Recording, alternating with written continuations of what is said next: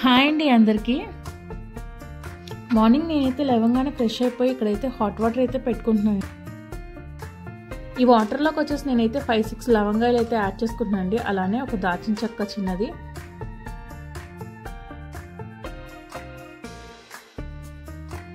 ఇక్కడ వచ్చేసి నేనైతే మిరియాల పౌడర్ని అయితే యాడ్ చేస్తున్నానండి. నా దగ్గర మిరియాల పౌడర్ అయితే ఉంది, అందుకని చెప్పేసి పౌడర్ అయితే యాడ్ చేశాను. లేదంటే మిరియాలైనా యాడ్ చేసుకోవచ్చు. ఒక టేబుల్ స్పూన్ జీలకర్రని యాడ్ చేసుకున్నాను.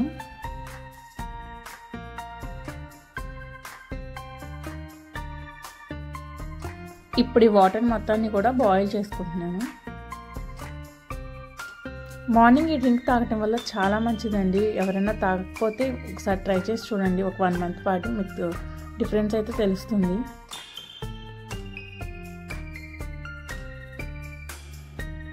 ఈ వాటర్ అన్నీ కూడా బాయిల్ అయిపోయాయి కదండి. ఇప్పుడు అయితే గ్లాస్లోకి అయితే ట్రాన్స్ఫర్ చేసుకుంటున్నాను. ఈరోజు వచ్చేసి దోశ అయితే వేద్దాం అనుకుంటున్నానండి. ఇవి కొంచెం చల్లారే లోపల పల్లీ చట్నీకి అయితే ప్రిపేర్ చేసుకుందామండి.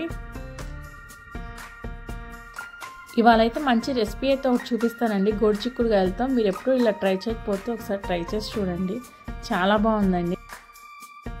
వాటర్ వచ్చేసి బాగా వేడిగా ఉన్నాయి కదండి. ఒక 2 మినిట్స్ పాటు పక్కన పెట్టుకొని ఇప్పుడైతే మనకు దోశ కోసం అయితే పల్లీ చట్నీ అయితే ప్రిపేర్ చేసుకుంటానండి. పల్లీ చట్నీ ప్రిపరేషన్ కోసం ఇప్పుడైతే ఆయిల్ని హీట్ చేసుకొని దీంట్లో పచ్చెనపప్పు, మినపప్పు యాడ్ చేసుకున్నానండి.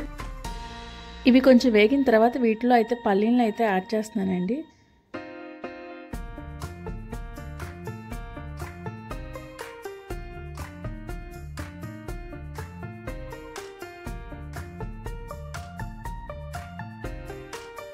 పల్లీలు వేగుతున్నప్పుడే వీటిలో నేను పచ్చిమిర్చిని అయితే యాడ్ చేసుకుంటున్నానండి.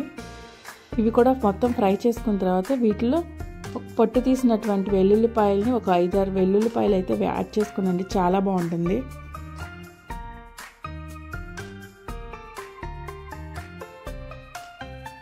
పల్లీలు అయితే వేగిపోయాయి కదండి. దీంట్లోనే ఇప్పుడు నేనైతే పొట్టు తీసినటువంటి వెల్లుల్లిపాయలను అయితే యాడ్ చేశానండి. అలానే కొంచెం చింతపండు యాడ్ చేసుకొని ఇవన్నీ కూడా ఇప్పుడు మిక్సీ జార్లోకి అయితే ట్రాన్స్ఫర్ చేసుకుంటున్నాను.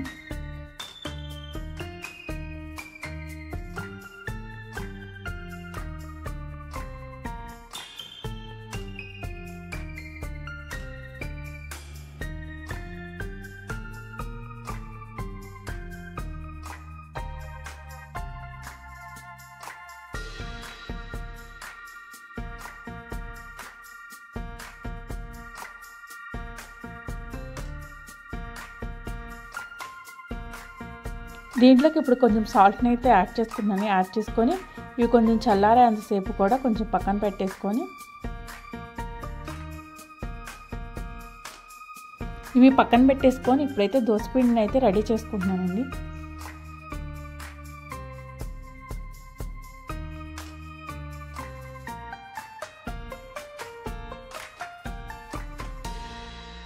దోసపిండిలోకి వచ్చేసరికి కొంచెం జీలకర్ర యాడ్ చేసుకుంటున్నాను అండి. అలానే కొంచెం వాటర్ కూడా యాడ్ చేసుకొని మొత్తం కూడా దోసపిండిలాగా ఫామ్ చేసుకొని పక్కన పెట్టేసుకుంటున్నాను.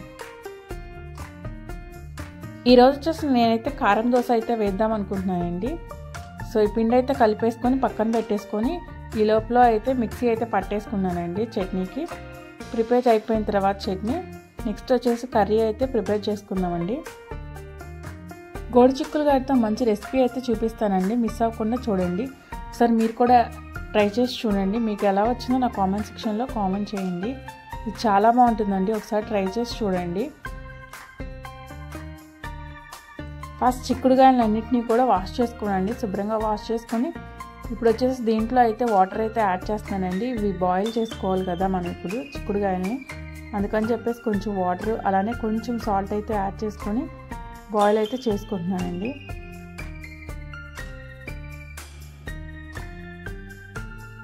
సాల్ట్ వచ్చేసి ఇప్పుడు నేనైతే కొంచెం అయితేనే యాడ్ చేస్తానండి. మళ్ళీ కర్రీ కుక్ అయిన తర్వాత ఇంకొంచెం యాడ్ చేస్తాను. చూసి వేసుకోండి సాల్ట్ వేసుకునేటప్పుడు. చిక్కుడుకాయలో వాటర్ పోసుకునేటప్పుడు మరీ ఎక్కువ అయితే పోయకండి. ముక్కలు మురిగేంత వరకు అయితే సరిపోతుంది. ఇప్పుడైతే వీటిని బాయిల్ అయితే చేసుకుంటున్నాను. ఇవి వచ్చేసేసి ఒక 60% 70% ఉడికితే చాలండి.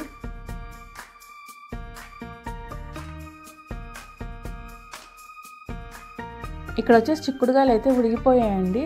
ఇప్పుడు వచ్చేసి ఇవి వాటర్ లేకుండా ఒక స్ట్రైనర్లో వేసుకోండి. ఈ కర్రీ ప్రిపేర్ చేసుకోవడం కోసం కొన్ని ఐటమ్స్ అయితే మనం మిక్సీ జార్లో అయితే పట్టుకోవాలండి. అవి ఏమేంటాయో మీకైతే చూపిస్తాను. ఈ లోపల అయితే నాకు పిల్లలైతే లేచారు. నేనైతే ఇక్కడ వాళ్ళకి దోశలు అయితే ప్రిపేర్ చేస్తున్నాను. ఈరోజు వచ్చేసి నేనైతే కారం దోశ అయితే ప్రిపేర్ చేస్తున్నానండి. మా ఇంట్లో అందరికీ కూడా కారం దోశ అంటే చాలా ఇష్టం. రెగ్యులర్గా కాకపోయినా అప్పుడప్పుడు ఎక్కువగా అయితే ఇవే వేసుకుంటాం. అందరం కలిసి బ్రేక్ఫాస్ట్ అయితే కంప్లీట్ చేసామండి. ఇక్కడ వచ్చేసి మనం గోరుచిక్కుడుకాయ కర్రీ అయితే ప్రిపేర్ చేసుకుందామని చెప్పాను కదా, వాటికి కావాల్సిన ఐటమ్స్ అయితే ఇప్పుడు మిక్సీ జార్లో అయితే పట్టుకుందామండి. అవి ఏంటేంటో చూపిస్తాను చూడండి. ఇక్కడ వచ్చేసి నేనైతే ఒక చిన్న మిక్సీ జార్ని అయితే తీసుకున్నానండి. దీంట్లోకి వచ్చేసి మనం ఏమేమి యాడ్ చేసుకుంటున్నామో చూడండి.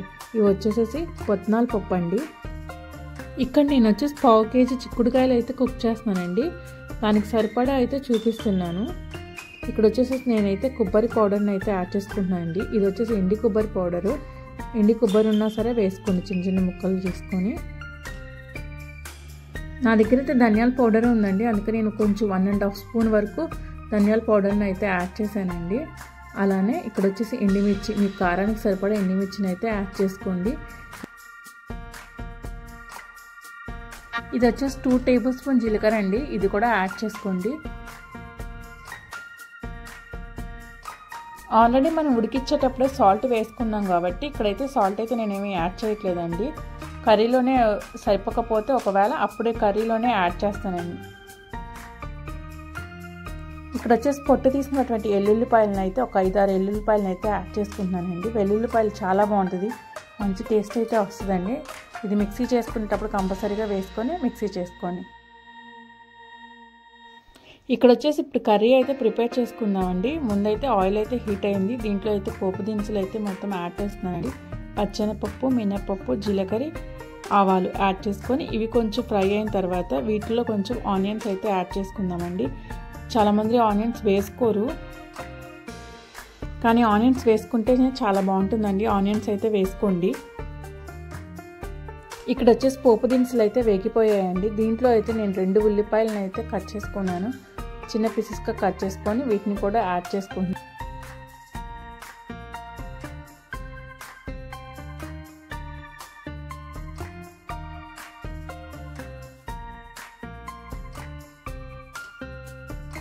ఆనియన్స్ మొత్తాన్ని కూడా ఫ్రై చేసుకుందామండి. దీంట్లోనే ఇప్పుడు కొంచెం కరివేపాకును కూడా యాడ్ చేసుకోండి. ఆనియన్స్ వచ్చేసి బాగా వేగాల్సిన అవసరం అయితే లేదండి. ఒక 50% వేగిన తర్వాత మనం ఆల్రెడీ ఉడకబెట్టుకున్నటువంటి చిక్కుడుకాయలను అయితే యాడ్ చేస్తాం కదా, వాటితో పాటు ఉడుకుతుంది కాబట్టి ఒక 50% ఉడికితే సరిపోతుంది. ఇక్కడ వచ్చేసి కరివేపాకును కూడా యాడ్ చేసుకుంటున్నానండి. యాడ్ చేసుకున్న తర్వాత వీటిని కొంచెం సిమ్లో పెట్టుకొని ఒక 5 minutes పాటు వేగనిచ్చుకుందాము.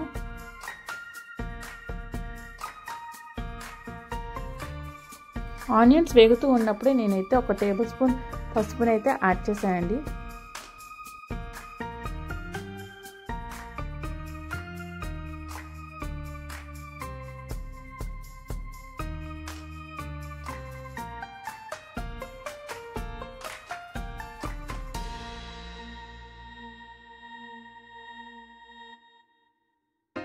ఇక్కడ వచ్చేసి ఆనియన్స్ అయితే వేగిపోయాయండి. దీంట్లో అయితే ఇప్పుడు ఆల్రెడీ గోరుచిక్కుడుకాయలను ఉడకబెట్టుకున్నాం కదా, వీటిలో యాడ్ చేసుకుందామండి.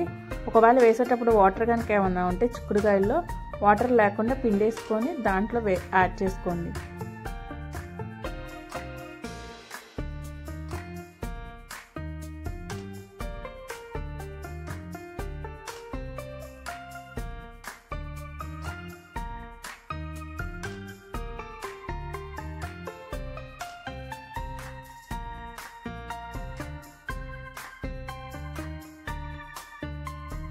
యాడ్ చేసుకున్న తర్వాత సిమ్లో పెట్టుకొని ఒక 2 minutes పాటు ఫ్రై చేసుకోండి. ఇందాక మనం మిక్సీ పట్టుకున్నాం కదండి గోరుచిక్కుడులకు వేసుకోవడానికి, అవి వచ్చేసేసి మరీ మెత్తగా కాకుండా సాఫ్ట్గా కాకుండా గరుగ్గా ఉండేటట్టు అయితే పట్టుకోనండి. ఇప్పుడు నేను చూపిస్తున్నాను కదా, ఇలా ఉండేటట్టు అయితే మిక్సీ పట్టుకునేటప్పుడు కొంచెం పలుకుగా ఉన్నట్టుంటే బాగుంటుందండి కర్రీలో వేసినప్పుడు.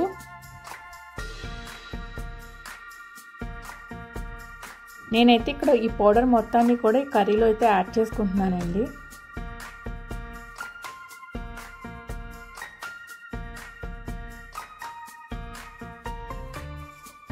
యాడ్ చేసుకున్న తర్వాత మొత్తాన్ని కూడా కలుపుకొని ఒక 10 మినిట్స్ పాటు సిమ్లో పెట్టుకొని కుక్ చేసుకోండి. పిల్లలైనా పెద్దవాళ్ళైనా సరే మీ ఇంట్లో ఎవరైనా గోరుచిక్కుడుకాయ కర్రీ తినకపోతే ఇలా ఒకసారి ట్రై చేసి చూడండి. ఇలా పెట్టి కంపల్సరీగా తింటారు, మళ్ళీ అడిగి కూడా చేయించుకుంటారు, అంత బాగుంటుంది. ఒకసారి మీరైతే ట్రై చేయండి. ఇక్కడ వచ్చేసి కర్రీ అయితే కుక్ అవుతుంది కదండి. ఇందాక ఆల్రెడీ మనమైతే సాల్ట్ అయితే యాడ్ చేసుకొని బాయిల్ చేసుకున్నాం కదా. ఇప్పుడు వచ్చేసి ఇంకొంచెం సాల్ట్ అయితే యాడ్ చేస్తున్నానండి. ఒకవేళ మీకు కారం కూడా సరిపోలేదు అనిపిస్తే ఇంకొంచెం కారం కూడా ఇక్కడ యాడ్ చేసుకోండి. కానీ మిక్సీ పట్టుకునేటప్పుడు మాత్రం ఎండుమిర్చిని మాత్రం మిక్సీ పట్టుకోండి.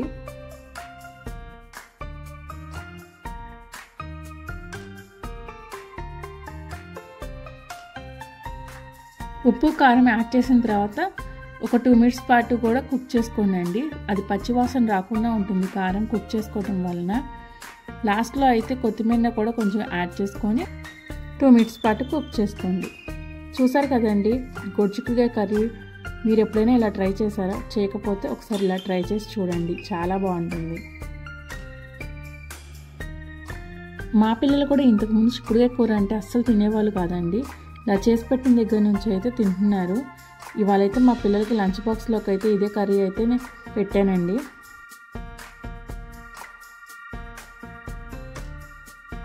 ఈరోజు అయితే పిల్లలకి స్నాక్గా అయితే పూల్ మకానే అయితే పెట్టానండి.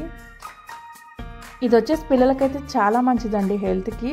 అలవాటు లేని పిల్లలకు కూడా ఇది పెట్టి అలవాటు చేయండి. నేనైతే ఎలా ప్రిపేర్ చేశానో ప్రాసెస్లోకి అయితే వెళ్దామండి, చూపిస్తాను మీకు కూడా.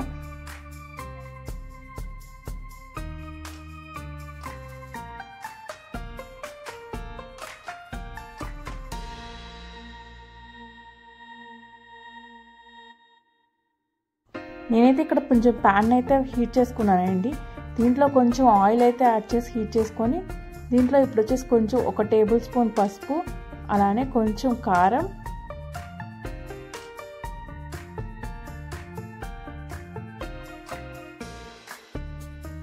అలానే కొంచెం సాల్ట్ కూడా యాడ్ చేసుకొని ఇవి కొంచెం హీట్ అయిన తర్వాత వీటిలో అయితే వచ్చేసి నేను ఫుల్ మకానీ అయితే యాడ్ చేశానండి.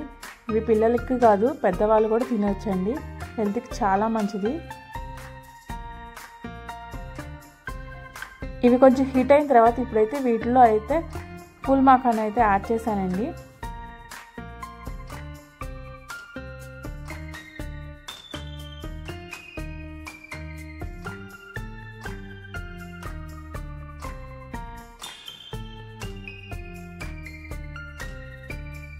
ఇవన్నీ యాడ్ చేసుకున్న తర్వాత మొత్తాన్ని కూడా మిక్స్ చేసుకోండి. పిల్లలకి చాలా హెల్తీగా ఈజీగా అయితే మార్నింగ్ స్నాక్స్గా అయితే ఇది ప్రిపేర్ చేసుకోవచ్చండి. ఇది ప్రిపేర్ చేసుకోవడం కోసం టైం అయితే ఎక్కువసేపు ఏం పట్టదండి, జస్ట్ ఒక 5 మినిట్స్లో మొత్తం ప్రాసెస్ అయిపోతుంది. ఈరోజు స్నాక్స్గా అయితే పిల్లలకి ఇవే పెట్టేశానండి.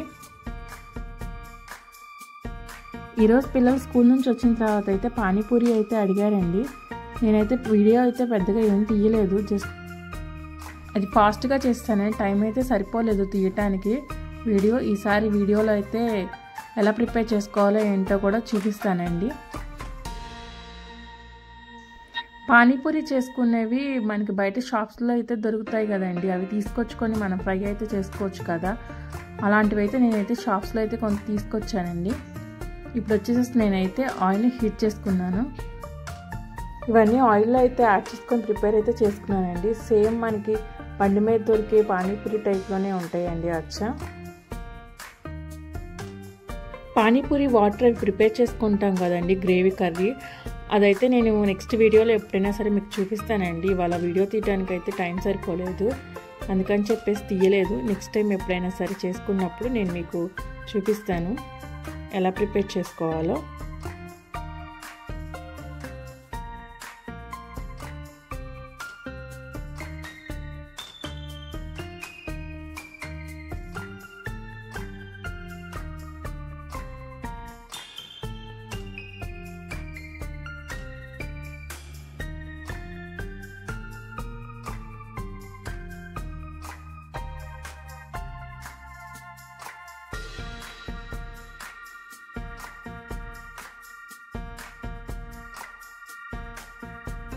నా ఛానల్ని ఫస్ట్ టైం చూస్తున్న వాళ్ళైతే ఛానల్ని సబ్స్క్రైబ్ చేసుకోండి, అలానే లైక్ చేయండి.